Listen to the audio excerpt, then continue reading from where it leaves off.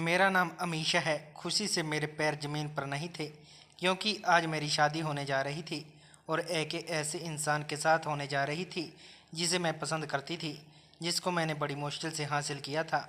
मैं अपने ऑफिस में काम करने वाले राजीव नाम के लड़के से बहुत प्यार करती थी। राजीव और मेरी मुलाकात तब हुई जब मैंने नौकरी पर जाना शुरू किया था। नौकरी करने का मुझे बहुत शौक़ था, इसलिए मैंने अपने मम्मी पापा से कहा था कि मैं जब जॉब करना चाहती हूँ। हम सिर्फ 4 बहनें थीं। मेरे घर में सभी की शादी हो चुकी थी और सब लोग अपनी अपनी खुशहाल ज़िंदगी गुजार रही थी। मेरे मम्मी पापा ने कभी मुझे भी किसी चीज़ के लिए नहीं तरसाया था, हमेशा मुझे बहुत खुश रखा था। मेरे शौक़ को पूरा करने के लिए उन्होंने मुझे जॉब करने की परमिशन दे दी थी। जब मैं जॉब करने के लिए गई तो मैंने देखा था कि वहाँ पर एक एम्प्लॉय काम करता था। उसका नाम राजीव था। धीरे धीरे हम दोनों एक दूसरे को पसंद करने लगे थे। हम दोनों की सैलरी भी सेम थी, क्योंकि वह मुझसे 2 महीने पहले नौकरी ज्वाइन कर चुका था। मुझे वहाँ पर नौकरी करते हुए 3 महीने गुजर गए थे। हम दोनों की अच्छी खासी फ्रेंडशिप हो गई थी। हम दोनों एक दूसरे को बहुत जानने लगे थे और चाहते थे कि हम दोनों की शादी एक दूसरे के साथ हो जाए। मैं राजीव से शादी के लिए कहती थी, क्योंकि मैं जानती थी कि मेरे घर में अब मेरी ही शादी का नंबर है। राजीव कहता था कि मेरे घर में मेरी अभी 2 भाई और हैं, पहले उनकी शादी हो जाए, उसके बाद मैं अपनी शादी करूंगा, क्योंकि ऐसे अच्छा नहीं लगता कि छोटा भाई बड़े भाइयों की शादी से पहले अपनी शादी की बात घर में करे। और वैसे भी मैं अपनी माँ का एक बहुत संस्कारी और आज्ञाकारी बेटा हूँ। मेरे दोनों भाइयों का रिश्ता लगा हुआ है। उन दोनों की शादी 6 महीने बाद होगी। जब उनकी शादी हो जाएगी तो मैं अपने रिश्ते की बात कर लूँगा। उस समय मेरे लिए रिश्ते की बात करना बिल्कुल ठीक होगा। राजीव की बात से मैं भी सहमत थी। जब मैं अपने घर में आई तो मुझे पता चला कि मेरे पेरेंट्स भी मेरे लिए रिश्ता देख रहे हैं। मैंने अपने माता पिता को कहा था कि मैं अभी शादी नहीं करना चाहती, मैं अभी कुछ टाइम और जॉब करके अपना शौक़ पूरा करना चाहती हूँ। मगर मेरे माता पिता कहने लगे कि अब तुम्हें जॉब करते हुए 3 महीने गुजर गए और वैसे भी अपने तुम्हारे लिए जिस लड़के को पसंद किया है वह बहुत खुले आज़ाद माहौल का है। उसके घर में तुम्हें किसी तरह की कोई रोक टोक का सामना नहीं करना पड़ेगा। वो लोग तुम्हें जॉब करने की भी परमिशन देंगे। अपने पेरेंट्स की बात सुनकर मुझे खामोश होना पड़ गया, क्योंकि अब मैं अपनी जॉब कभी बहाना नहीं कर सकती थी। मेरे पेरेंट्स चाहते थे कि 6 महीने के अंदर अंदर मेरी शादी हो जाए। मैं चाहती थी कि 6 महीने किसी तरह से पूरे हो जाएं और राजीव के भाइयों की जैसे ही शादी, उसके बाद राजीव अपनी फैमिली से मेरे बारे में बात करे, लेकिन ऐसा पॉसिबल नहीं हो रहा था। हम दोनों बहुत परेशान हो गए थे। एक दिन मैं ऑफिस से आकर बहुत रोने लगी थी, क्योंकि मेरे मम्मी पापा ने मुझे बताया कि उन्होंने मेरी एंगेजमेंट की डेट फिक्स कर दी। जब उन्होंने मुझे रोता हुआ देखा तो वह लोग मुझे परेशान तो होते हुए कहने लगे कि तुम किस बात के लिए रो रही हो। तो मैंने उनको पूरी बात कह दी, क्योंकि अब मैं उनसे कुछ भी नहीं छुपा सकती थी। वह मेरी मर्जी के खिलाफ जाकर मेरी इंगेजमेंट करवा रहे थे। जब उनको पूरी बात पता चली तो मेरे पापा ने मुझे गले से लगा लिया और कहने लगे कि बेटा, अगर तुम अपनी मर्जी हमें पहले बता देती तो शायद हम तुम्हारा रिश्ता इस लड़के के साथ तय न करते। अच्छा ठीक है, तुम हमें उस लड़के के बारे में बताओ जिसे तुम पसंद करती हो। मैंने राजीव का फ़ोटो अपने मम्मी पापा को दिखाया तो उनको राजीव बहुत पसंद आया था। उन्होंने कहा था कि हम एक बार राजीव से मिलना चाहते हैं। मैंने राजीव से बात करके उससे कहा था कि वह मेरे पापा से बात कर लें। मेरे पापा उससे मिलना चाहते थे। राजीव मेरे पापा से मिलने के लिए तैयार हो गया था। उसने मेरे पापा से मिलकर बात की थी कि वह अभी मेरे बारे में अपनी फैमिली से बात नहीं कर सकता। राजीव से मिलकर और राजीव के बारे में सब कुछ जानकर मेरे पापा बहुत खुश हो गए थे। मगर मेरे पापा का कहना था कि अभी उसकी सैलरी बहुत कम है, हमें लगता है कि वह अपनी सैलरी के हिसाब से तुम्हारा गुजारा नहीं कर सकता। मगर मैंने अपने पापा को भरोसा दिलाया था कि मैं राजीव के साथ जैसे तैसे गुजारा कर लूँगी। फिलहाल मेरा रिश्ता जहाँ पर मेरे पेरेंट्स ने लगाया था वहाँ से ख़त्म कर दिया था और अब मैं बहुत खुश थी कि राजीव के भाइयों की जैसे ही शादी हो जाएगी वह अपने घर के बारे में मेरी बात करेगा। जैसे तैसे 6 महीने गुजर गए थे और राजीव ने जब अपने मम्मी पापा से मेरे बारे में बात की तो उन लोगों ने एक बड़ी अजीब बात कही थी। उन्होंने कहा था कि हमने तो तुम्हारे लिए पहले ही लड़की तलाश कर रखी थी, मगर तुमने बताया नहीं था। राजीव यह बात सुनकर आग बबूला हो गया था। वह अपने पेरेंट्स पर बरसने लगा और कहने लगा कि मैं शादी करूंगा तो अमीशा से ही करूंगा, वह मुझे बहुत अच्छी लगती है, मैं उससे बहुत प्यार करता हूँ। मम्मी कहने लगी कि वह लड़की तुम्हारे साथ नौकरी करती है, वह इस घर की गृहस्थी को अच्छी तरह से नहीं संभाल सकती, क्योंकि नौकरी करने वाली लड़कियों का दिमाग हमेशा घर से बाहर ही होता है। उसने अपनी मम्मी को यकीन दिलाया था कि मैं उसके घर को अच्छी तरह से संभाल लूँगी और उसके पेरेंट्स की भी सारी ज़िंदगी सेवा करूँगी। बड़ी मुश्किल से राजीव के पेरेंट्स हम दोनों की शादी के लिए माने थे। राजीव के दोनों भाई अपनी अपनी पत्नियों को लेकर दूसरे घरों में शिफ्ट हो गए थे, क्योंकि उन दोनों ने अपने कारोबार से अपने अपने अलग घर बनाए थे। राजीव भी उस घर में अपने पेरेंट्स के साथ रहता था, इसलिए उसकी मम्मी चाहती थी कि राजीव की पत्नी ऐसी आए जो उन लोगों के साथ अच्छी तरह से एडजस्ट कर ले। और जब राजीव के दोनों भाइयों की शादी हुई थी तो यह बात पहले ही तय हो गई थी कि वह दोनों भाई शादी के 2 महीने बाद ही अपनी अपनी पत्नियों को लेकर दूसरे घरों में चले जाएंगे। राजीव के दोनों भाइयों का बिजनेस काफ़ी अच्छा था, जबकि राजीव मामूली सी नौकरी किया करता था। मगर मैंने सोच लिया था कि मैं राजीव से ही शादी करके रहूँगी। अब राजीव के घर में सिर्फ उसके पेरेंट्स और उसकी छोटी बहन थी। कुछ दिनों बाद राजीव की पूरी फैमिली हमारे घर पर मेरा रिश्ता लेकर आ गई थी। उसके घर के सभी लोगों को मैं बहुत पसंद आई थी। बस उसकी मम्मी को यही लगता था कि मैं नौकरी करने वाली लड़की उनके घर को अच्छे से नहीं संभाल सकूंगी। यह उनकी गलतफहमी थी, क्योंकि हर नौकरी करने वाली लड़की गलत नहीं होती। फिलहाल आज मेरी शादी का दिन था। मैं बहुत खुश थी। राजीव के साथ मेरी शादी होने जा रही थी। मैं उसके साथ अपनी ज़िंदगी की नई शुरुआत करने वाली थी। बारात मैरिज हॉल पर आ गई थी और सारी रस्में पूरी होने वाली थी। मुझे विदा करके मेरे पति के साथ भेज दिया जा रहा था। जब मैं अपनी ससुराल आई तो मैंने देखा कि मेरी ननद ने मेरा बहुत अच्छा स्वागत किया था। मेरे दोनों जेठनियाँ वहाँ पर मौजूद थे। मेरी दोनों जेठानियों ने शादी के 2 दिन बाद ही अपने अपने घरों को वापस जाना था। वो लोग इस शादी से बहुत खुश थे। अगर मूड किसी का ख़राब था तो वह थी मेरी सास। ना जाने क्यों, उन्होंने मुझसे क्या दिक्कत थी। मैंने अपने पति से जब इस बारे में पूछा तो उन्होंने कहा कि तुम मम्मी का ध्यान मत दो। उनको यही लगता है कि घर से बाहर निकलने वाली लड़कियों का करेक्टर ठीक नहीं होता। वो नौकरी करने अलावा गृहस्थी के बारे में कुछ नहीं जानती। तुम फिक्र मत करो, धीरे धीरे तुम उनका दिल जीत लेना और वह ठीक हो जाएगी। मुझे उम्मीद है कि तुम इस घर में सबका दिल जीत लोगी। मैंने अपने पति से वादा किया था कि मैं सबका बहुत ख्याल रखूंगी। राजीव के साथ मेरी शादी की पहली रात निकल चुकी थी। मेरी ज़िंदगी नई शुरुआत हो चुकी थी। मेरी सास तो मुझसे ज़्यादा बातें नहीं करती थी, मगर ससुर बहुत ही अच्छे थे। मेरे ससुर को मेरे पति ने किराना स्टोर करवा रखा था, जो हमारे घर से थोड़ी ही दूरी पर बना हुआ था। मेरे ससुर बहुत अपने मुझे बट्टी समझते थे। मेरी नंद बहुत अच्छी थी, मेरा बहुत ही ख्याल रखती थी। उसका नाम रिंकी था। रिंकी सिर्फ 18 साल की थी। हम दोनों एक दूसरे के साथ बहुत खुश रहते थे। मैंने अपनी सास से कहा था कि वह घर का कोई काम ना किया करे, घर के सारे काम मैं ही किया करती थी। मेरे ससुर हमेशा मेरी सास के कहते थे कि देखो बहू कितनी अच्छी है, उसने घर की सारी जिम्मेदारियों को संभाल लिया है, तुम्हें तो अब सारा दिन कोई भी काम नहीं करना पड़ता। मेरी सास मेरे ऐसे बिहेवियर से खुश तो बहुत होती थी, मगर अपनी ज़बान पर मेरी तारीफ लाना नहीं चाहती थी। मेरी ननद सारा दिन मेरे साथ काम में यहाँ लगी रहती थी और हम मिलकर बांटकर घर के सारे काम कर लिया करते थे। मेरे पति ने जब देखा कि मेरे आने के बाद घर का माहौल बहुत खुशी से भरा हुआ है तो मेरे पति भी बहुत खुश थे। मेरी ज़िंदगी तो राजीव के साथ बहुत अच्छी गुजर रही थी। मेरी एक दोस्त थी निशा, जो मेरी शादी पर आई थी और उसने मेरी बहुत तारीफ़ की थी। निशा की इंगेजमेंट हो चुकी थी, उसकी शादी में अभी समय था। निशा का उसके भाई के अलावा इस दुनिया में कोई भी नहीं था। उसके फ्रेंड्स बचपन में ही दुनिया में जा चुके थे। वह मेरी बहुत सी अच्छी थी। पहले तो हम लोग जल्दी जल्दी एक दूसरे से मिल लिया करते थे, लेकिन जब से मेरी शादी हुई थी उससे मेरी मुलाकात नहीं हुई थी। मैंने देखा कि एक दिन निशा मेरे घर आई थी और उसके साथ उसका भाई भी आया था। मैंने उसको भी घर के अंदर बुला लिया था और वह मेरे पति के साथ बातें करने के लिए बैठ गया था, जबकि निशा मेरे कमरे में बैठी हुई थी। उसी समय मेरे कमरे से मेरी नंद की आवाज़ आई और वह भी निशा को देखकर बहुत खुश हो गई थी। उसने निशा से बहुत अच्छी जान पहचान बढ़ा ली थी। मेरी दोस्त निशा कहने लगी कि तुम्हारी नंद तो बहुत अच्छी है। मैंने कहा कि हाँ, मेरी नंद मेरे साथ दोस्तों की तरह ही रहती है। थोड़ी देर बैठकर निशा और उसके भाई हमारे घर से चले गए थे। मैं बड़ी हैरानी थी कि निशा कई बार मेरे मायके भी मुझसे मिलने के लिए आई थी और हम दोनों भी एक दूसरे के साथ घूमने फिरने जाया करते थे। तब तो कभी निशा अपने भाई को अपने साथ नहीं लेकर आई थी, तो आज मेरी ससुराल में उसके भाई का यहाँ आना मुझे खटक रहा था। ना जाने क्या बात थी। फिर मैंने इस बात को इग्नोर किया और मैं अपनी नंद को आवाज़ लगाने लगी। रिंकी शायद कमरे के अंदर कुछ कर रही थी, उसे मेरी आवाज़ नहीं सुनाई दे रही थी। रिंकी और मैं खाना नहीं खाया था, जबकि हम लोग बाकी सबको खाना दे चुके थे। मैं ज़्यादातर रिंकी के साथ ही खाना खा लिया करती थी, क्योंकि मेरे पति लेट नाइट पर आते थे। आज संडे था, इसलिए वह घर में ही थे। रिंकी के कमरे में गई तो देखा कि मोबाइल में बहुत बिजी थी। ना जाने वह मोबाइल में क्या कर रही थी। उसके चेहरे पर एक अजीब सी मुस्कुराहट थी।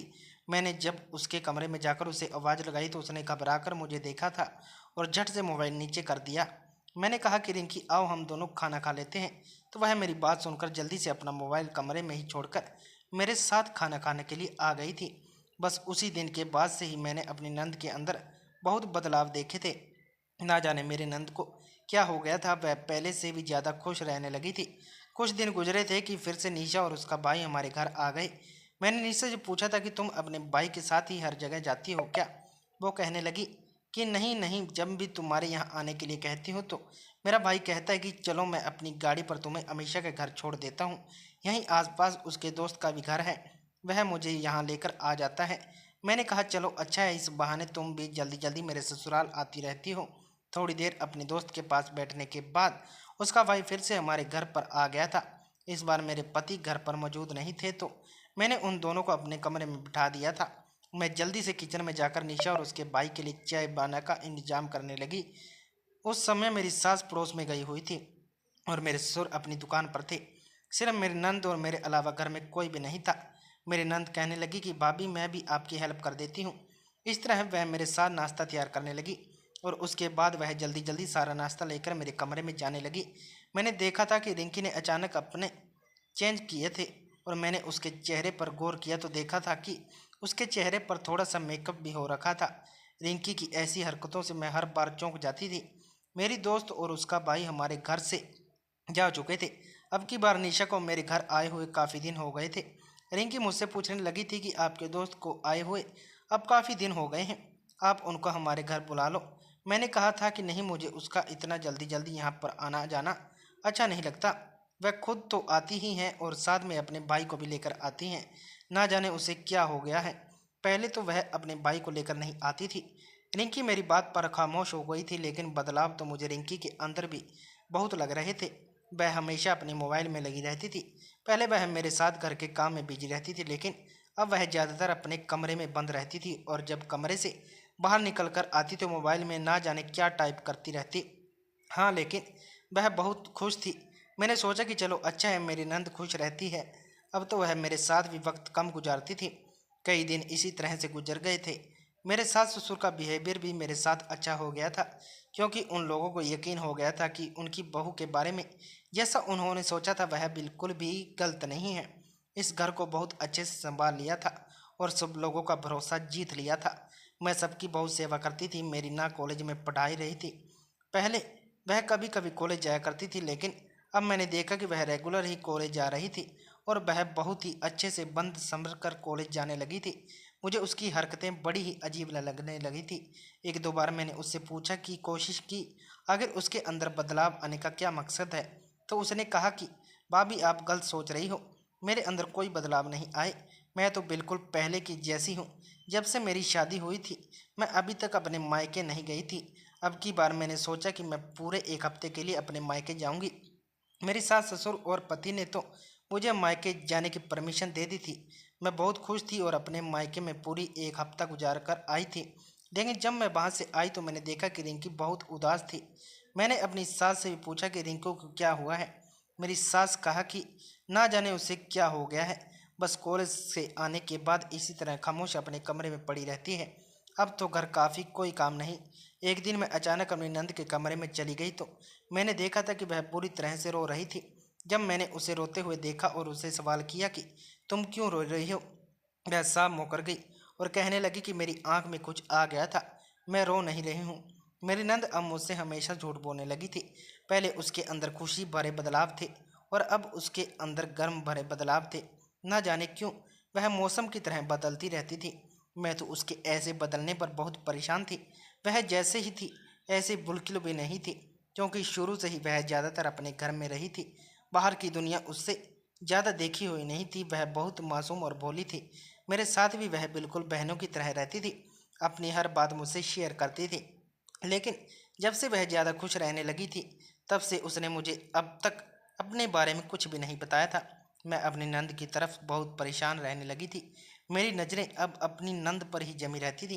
एक बार तो घर में हड़क मच गया था जब मेरे ससुर ने बताया कि उनके कुर्ते की जेब से 5,000 चोरी हो गई।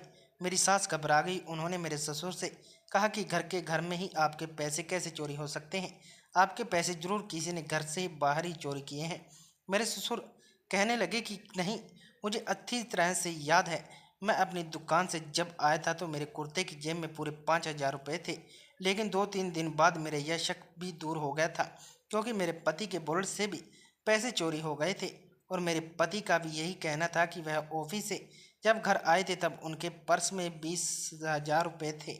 लेकिन अब वह वॉलेट पूरी चेक किया, उनके वॉलेट में सिर्फ 10,000 का नोट पड़ा हुआ है। हम सारे ही घर वाले इस बात से बड़े हैरान हो रहे थे कि आखिर घर में हम लोगों से पैसे कहाँ निकाल कर कौन ले गया। मेरी नंद ना जाने कहाँ खोई खोई रहती थी। अब हम लोगों ने अपने पैसे अपने घर में बहुत संभाल कर रखने पड़ रहे थे। एक रात अचानक से मेरे पेट में बहुत तेज दर्द होने लगा। बेचैनी की वजह से मुझे नींद नहीं आ रही थी और मैं अपने कमरे में इधर उधर टहलने लगी। फिर मैंने सोचा कि कमरे से बाहर निकलकर टहल लेती हूँ, कभी मेरे पति की नींद खराब हो गई। मैं धीरे धीरे कमरे का दरवाज़ा खोलकर आंगन में आ गई थी, लेकिन अचानक मेरी नज़र मेरी नंद की तरफ गई। यह देखकर मेरे होश उड़ गए थे कि मेरी नंद के हाथ में पैसे थे और वह मेरे सास ससुर के कमरे से निकलकर रिंकी ने जैसे ही मुझे बाहर देखा तो वह बहुत घबरा गई और उसने पैसे अपने दुपट्टे की आड़ में कर लिए। मैंने कहा कि रिंकी, तुम इस समय क्या कर रही हो? सोई नहीं हो अभी तक? वो कहने लगी, नहीं भाभी, मुझे नींद नहीं आ रही थी तो मैंने सोचा कि मैं मम्मी पापा के कमरे में जाकर कुछ देर बैठ जाती हूँ। मैंने कहा, तो तुम्हें तो पता है कि इस टाइम सब लोग सो जाते हैं। तो वह घबराती हुई आवाज़ में कहने लगी, जी मुझे लगा कि जैसे मैं जाग रही हूँ इसी तरह मेरी मम्मी पापा भी जाग रहे होंगे। यह कहकर और मुझसे नज़रें चुराकर वह अपने कमरे में चली गई थी। अब मैं समझ गई थी कि आखिर घर में पैसे कौन चोरी कर रहा था। मैंने सोच लिया था कि सुबह मैं अपनी ननद की शिकायत सब लोगों के सामने ज़रूर करूँगी और उससे पूछूंगी कि आखिर वह मेरे सास ससुर के कम से पैसे क्यों निकाल कर ले जा रही है। सुबह होने का इंतजार था, लेकिन मैं नहीं जानती थी कि अगली सुबह मेरे लिए कितनी खतरनाक साबित होने वाली है।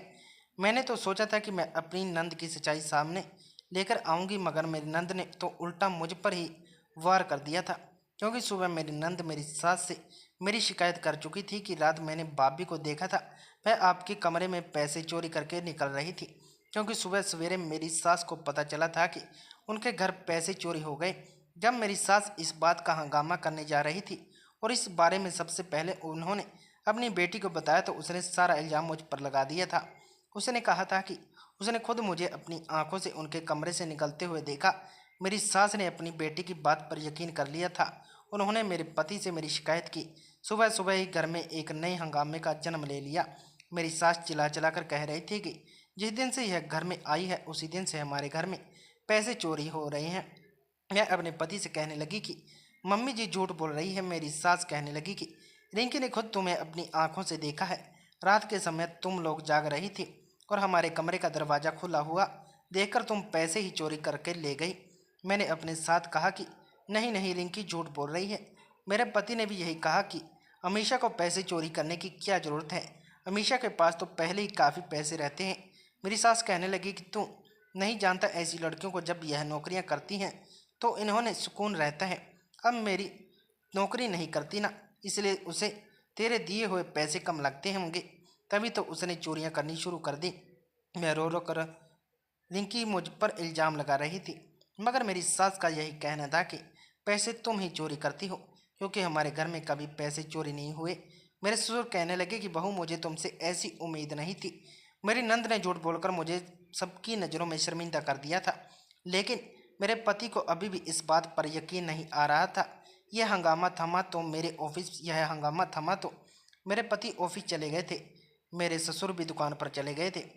मेरी सास थी कि मुझे बात बात पर चोरनी होने के दाने दे रही थी। मुझे अपनी नंद पर बहुत गुस्सा आ रहा था। मैं झट से अपनी नंद के कमरे में गई और जाकर उससे दो टूक अंदाज में बात की। मैंने कहा, यह तुम्हारी क्या हरकत है? मैं अच्छी तरह से जानती हूँ कि कल रात पैसे मैंने चोरी नहीं किए बल्कि तुमने चोरी किए थे। मैंने तुम्हें मम्मी पापा के कमरे से निकलता हुआ देखा और तुम्हारे हाथ में पैसे देखे थे। इससे पहले मैं तुम्हारी उनसे शिकायत करती, तुमने मुझ पर ही चोरी का सारा इल्ज़ाम लगा दिया। मुझे तुमसे ऐसी उम्मीद बिल्कुल भी नहीं थी। रिंकी, मैं तुम्हें कभी माफ़ नहीं करूँगी। तुमने मुझे मेरे ससुराल वालों की नज़रों में गलत साबित कर दिया। यह कहते हुए मेरी आंखों में आंसू आ गए थे। मैं रोने लगी थी। रिंकी मुझे तसल्ली देने के लिए मेरी तरफ बढ़ी तो मैंने उसे झटक दिया और कहा कि मुझसे दूर रहो, मैं तो तुम्हें देखना भी पसंद नहीं करती। अपनी दोस्त समझती थी, मगर मुझे नहीं पता था कि तुम इतनी चालाक निकलोगी। ऐसा कहना था कि रिंकी फूट फूट कर रोने लगी और कहने लगी कि भाभी मुझे माफ़ कर दो, मुझसे बहुत बड़ी गलती हो गई। अगर मैं इल्ज़ाम आप पर ना लगाती तो आप मेरी शिकायत मम्मी पापा से कर देती। रिंकी की बात सुनकर मैंने उसे चौंक कर देखा था। मैंने कहा, इसका मतलब तुमने जानबूझकर यह सब कुछ लिया था। तो मुझे बताओ कि आखिर तुम्हें अपनी ही घर में चोरी करने की क्या जरूरत पड़ गई। रिंकी बहुत तरह से रो रही थी और कहने लगी कि भाभी मैं बहुत बड़ी मुसीबत में फंस गई हूँ, प्लीज़ आप मुझे माफ़ कर देना। मैं आपको यह सब कुछ बताना तो नहीं चाहती, लेकिन मैं आपकी नज़रों में भी गलत साबित नहीं होना चाहती। मैंने रिंकी से कहा कि अच्छा ठीक है, मुझे तुम बताओ कि क्या बात है। उसने मुझसे वादा किया कि मेरी बात सुनकर आप गुस्सा नहीं होना और प्लीज़ मुझे माफ़ कर देना। मैं एक बहुत बड़ी परेशानी से गुजर रही हूँ। मैंने उसे तसल्ली दी और कहा कि तुम मुझे बताओ कि क्या बात है। फिर उसने मुझे एक ऐसी बात बताई जिसे सुनकर मेरे होश उड़ गए थे। रिंकी ने मुझे बताया कि मैं एक लड़के से प्यार करती हूँ।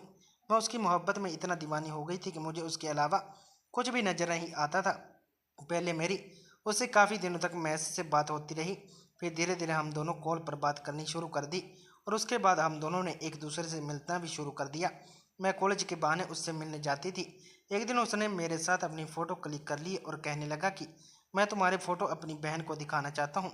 एक दिन उसने मुझसे कहा था कि अच्छी तरह से तैयार होकर आना, मैं तुम्हें अपनी बहन से मिलवा देना चाहता हूँ ताकि वह हम दोनों का रिश्ता तय कर सके। मैं अच्छी तरह से तैयार होकर चली गई थी। वह मुझे एक घर में ले गया और वहां जाने के बाद उसने मुझे ड्रिंक पीने के लिए दी। कहने लगा कि इसमें तुम ड्रिंक पियो, मेरी बहन आती होगी। मैंने ड्रिंक पीने के बाद जैसे ही गिलास टेबल पर रखा तो अचानक मेरा दिमाग चकराने लगा और मेरी आंखों के सामने अंधेरा आने लगा। उस समय मैं बेहोश हो गई थी और फिर मुझे याद नहीं कि मेरे साथ क्या हुआ। जब मुझे होश आए तो मैंने देखा कि वहाँ पर कोई भी मौजूद नहीं था। मेरी समझ नहीं आ रहा था कि मेरे साथ क्या हुआ है। मैं बार बार उसको आवाज़ लगा रही थी, मगर वह मुझे कहीं भी नज़र नहीं आ रहा था। मैं बहुत घबरा गई थी। मैंने जल्दी से अपना बैग उठाया और मैं वहाँ से वापस आ गई थी। उस दौरान आपने अपने मायके गई हुई थी। मैं गहरी सोच में बैठी हुई थी जब अचानक मेरे मोबाइल पर एक नोटिफिकेशन आया। मैंने देखा तो मेरे उसके नंबर से एक वीडियो आया था। मैंने वो वीडियो देखा, मेरे होश उड़ गए।